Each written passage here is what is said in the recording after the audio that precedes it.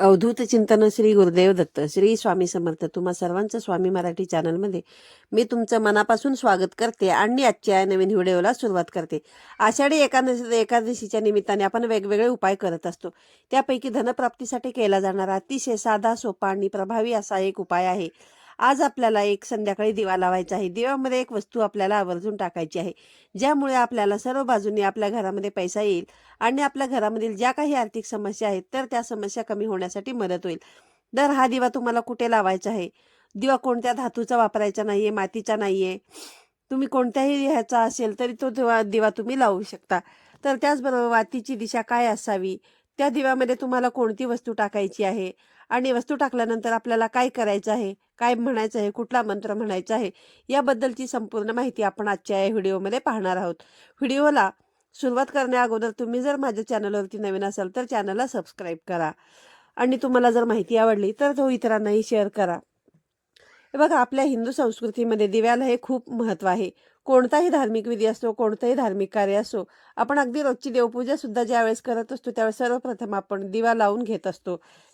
आणि जेव्हा आपण दिवा प्रज्वलित करतो तेव्हा त्या दिव्याभोवती एक सकारात्मकतेचे वातावरण तयार होत असते. आणि या अग्निदेवतेच्या साक्षीनेच, या अग्नीच्या साक्षीनेच आपण कोणतीही पूजाही करत असतो. तसेच तिन्ही सांजेच्या वेळेला सुद्धा आपण आपल्या घरामध्ये दिवा ज्यावेळेस लावत असतो त्या दिव्याला सुद्धा इतकं महत्त्व आहे. आणि बघा, या दिव्यामध्ये आपल्याला एक वस्तू टाकायची आहे.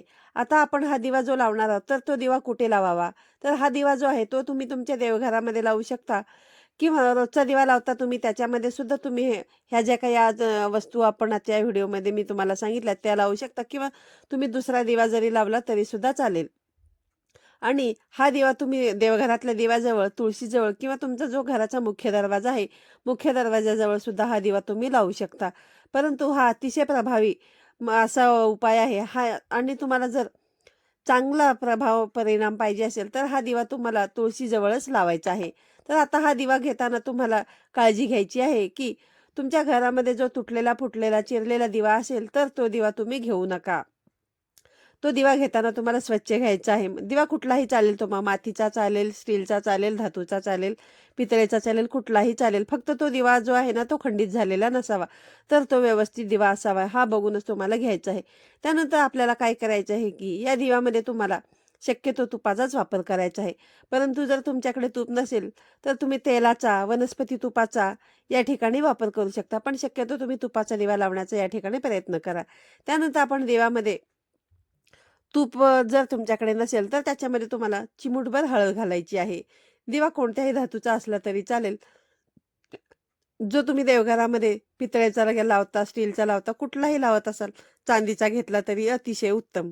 कारण लक्ष्मी मातेला चांदी ही अतिशय प्रिय आहे. त्यामुळे चांदीचा दिवाचा वापर सुद्धा तुम्ही या उपायासाठी करू शकता. तुम्ही मातीचा दिवा जरी घेतलात तरी या ठिकाणी चालेल. हे मी तुम्हाला व्हिडिओमध्ये सांगितलेलंच आहे. मातीच्या दिव्याचे जे परिणाम असतात ते अतिशय शुभ परिणाम असतात आणि लवकर रिझल्ट देणारे असतात. तर आता आपल्याला काय करायचं आहे की सर्वप्रथम तुम्हाला एक प्लेट घ्यायची आहे आणि त्या प्लेट घेतल्यानंतर त्यामध्ये तुम्हाला तांदूळ घ्यायचे आहेत. तांदूळ घेऊन तुम्हाला त्या प्लेटमध्ये त्या तांदळाने स्वस्तिक काढायचं आहे आणि जे आता तुम्ही दिवा घेतलेला आहे तो दिवा तुम्हाला त्या स्वस्तिकावरती ठेवायचा आहे. आणि जसं तुम्हाला मी व्हिडिओमध्ये सांगितलं तसं हा दिवा तुम्ही देवघरामध्ये, मुख्य दरवाजामध्ये किंवा तुळशी मातेजवळ सुद्धा लावू शकता. तुळशी मातेजवळ जेव्हा आपण हा दिवा लावणार आहोत तर त्यावेळेस जे आपण स्वस्तिक काढलेली प्लेट आहे ते मधोमध स्वस्तिकाच्या वरती दिवा आहे तो दिवा आपल्याला ठेवायचा आहे. आणि दिवा ठेवून त्याच्यामध्ये तुम्हाला तूप घालायची आहे, वात लावायची आहे. आणि आता वातीची जी दिशा आहे ती दिशा तुम्हाला उत्तरेकडे ठेवायची आहे. कारण हा जो उपाय आहे हा उपाय आपण धनप्राप्तीसाठी करत आहोत. त्यामुळे दिव्याची जी दिशा आहे ती तुम्हाला उत्तर दिशेलाच करायचं आहे. कारण उत्तर दिशा जी आहे ती कुबेरांची दिशा आहे म्हणून ओळखली जाते. त्यामुळे आपल्याला वातीची दिशा जी आहे ती उत्तरेलाच करायची आहे. त्यानंतर आपल्याला या दिवामध्ये काही वस्तू मात्र आठवणीने टाकायच्या आहेत. तर ह्या वस्तू कोणत्या त्या आता आपण बघूया. तर तुम्हाला तुमच्या उजव्या हातामध्ये 2 फूल असलेल्या अखंड लवंग्या या ठिकाणी घ्यायच्या आहेत. तुटलेल्या फुटलेल्या लवंगा या ठिकाणी तुम्हाला वापरायची नाही. त्याचबरोबर एक कापूर सुद्धा तुम्हाला घ्यायचा आहे. एक हिरवी विलायची घ्यायची आहे.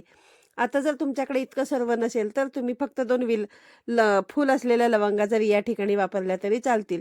त्यानंतर ह्या तुमच्या उजव्या हातामध्ये घ्यायच्या आहेत आणि तुम्हाला 108 वेळेला ओम नमो भगवते वासुदेवाय नमः, त्याचबरोबर 1 वेळा महालक्ष्मी अष्टक हे तुम्हाला म्हणायचं आहे. त्यानंतर ह्या ज्या वस्तू आहेत त्या दिव्यामध्ये टाकायच्या आहेत. अतिशय महत्त्वाची एक वस्तू आहे, ती लक्ष्मी मातेला अतिशय प्रिय आहे. ती म्हणजे ती कोणती, तर ती म्हणजे आहे पिवळी कवडी. जर तुमच्याकडे पिवळी कवडी असेल तर ती सुद्धा तुम्ही या दिव्यामध्ये टाकू शकता. कारण लक्ष्मी मातेला पिवळी कवडी ही अतिशय प्रिय आहे. त्यामुळे या ठिकाणी तुम्ही पिवळ्या कवडीचा सुद्धा या ठिकाणी वापर करू शकता. त्यानंतर तुम्हाला दिवा प्रज्वलित करायचा आहे. दिव्याला हळदी, कुंकू, अक्षता, फूल अर्पण करून तुम्हाला दिव्याची पूजा करायची आहे. आणि यानंतर तुम्हाला हात जोडून माता लक्ष्मीचं स्मरण करायचं आहे. कारण आपण माता लक्ष्मीच्या प्राप्तीसाठीच हा उपाय करत आहोत. आपल्या घरामध्ये आर्थिक समस्या असतील तर त्या समस्या कमी व्हाव्यात, आपल्या घरामध्ये भरभराट व्हावी, आपल्या घरामध्ये पैसा यावा आणि आलेला पैसा आपल्या घरामध्ये टिकून राहावा, यासाठी आपण हा उपाय करत आहोत. म्हणून माता लक्ष्मीचं स्मरण तुम्हाला या ठिकाणी करायचं आहे. आणि त्याचबरोबर भगवान श्री हरी विष्णूंचं सुद्धा तुम्हाला या ठिकाणी स्मरण करायचं आहे. आणि तुम्हाला हे सर्व करत असताना तुमच्या मनामध्ये जी काही इच्छा आहे, तुमचे पैसे टिकत नाहीत किंवा पैसा येत नाही, तर ते टिकून राहावं म्हणून तुम्हाला लक्ष्मी मातेला या ठिकाणी प्रार्थना करायची आहे. कसं असताना ज्या ठिकाणी भगवान श्रीहरी विष्णू असतात त्या ठिकाणी माता लक्ष्मी ही असतेच असते. त्यामुळे या ठिकाणी तुम्हाला भगवान श्रीहरी विष्णूंचं नामस्मरण करायचं हे मी तुम्हाला व्हिडिओमध्ये सांगितलेलंच आहे. ओम नमो भगवते वासुदेवाय हा मंत्राचा जप तुम्हाला जितक्या वेळा शक्य होईल तितक्या वेळा तुम्हाला करायचा आहे. पिवळी जी कवडी आहे ना, ती दिव्यामध्ये टाकल्यानंतर ती माता लक्ष्मीला आकर्षित करते. आणि तुमच्याकडे जर पिवळी कवडी नसेल तर या ठिकाणी तुम्ही ती स्किप सुद्धा करू शकता. त्यानंतर दिव्यामध्ये तुम्हाला चिमूटभर हळद सुद्धा टाकायची आहे, हे मी तुम्हाला सांगितलेलंच आहे. पण बाकीच्या वस्तू जरी नसल्या तरी चालतील, पण या ठिकाणी तुम्हाला 2 फूल असलेल्या अखंड लवंगा मात्र आवर्जून या ठिकाणी वापर करायचा आहे. कारण लवंगा जे आहेत, लवंगाचा जो सुगंध आहे तो माता लक्ष्मीला आकर्षित करण्याचं काम करतं. त्यामुळे या ज्या वस्तू आहेत, या वस्तू दिवा शांत झाल्यानंतर तुम्हाला त्या निर्मल्यामध्ये टाकायच्या आहेत. आणि तुम्ही जर पिवळी कवडी दिव्यामध्ये टाकली असेल तर ती स्वच्छ पुसून घेऊन, धुवून घेऊन तुम्हाला ती एका लाल कपड्यामध्ये बांधून तुम्ही तिजोरीमध्ये ठेवली तरी चालेल, किंवा देवपूजाच्या ठिकाणी ज्या ठिकाणी तुम्ही नेहमीची देवपूजा करता त्या ठिकाणी लक्ष्मी मातेच्या समोर ठेवली तरी चालेल. हा अतिशय साधा आणि सोपा, अतिशय प्रभावी असा हा उपाय आहे धनप्राप्तीसाठी केला जाणारा. फक्त हा जो उपाय ज्यावेळेस तुम्ही कराल त्यावेळेस तुम्हाला अगदी मनापासून भक्तिभावाने श्रद्धा ठेवून हा उपाय करायचा आहे. कारण ज्यावेळेस आपण कोणतीही सेवा करतो, उपाय करत असतो, ती सेवा उपाय करत असताना आपल्याला मनामध्ये श्रद्धा आणि भाव ठेवूनच हे करायचं असतं. का मनी नाही भाव देवा मला पाव, या म्हणीप्रमाणे जर तुम्ही करायला गेलात तर त्याचे फळ सुद्धा तुम्हाला मिळणार नाही. अमक्याने सांगितलं तमक्याने सांगितलं म्हणून सुद्धा तुम्हाला हा उपाय करायचा नाही. तर हा जो उपाय आहे तुम्हाला अतिशय मनोभावे आणि भक्तिभावाने करायचा आहे, तरच त्याचे तुम्हाला फळ मिळेल.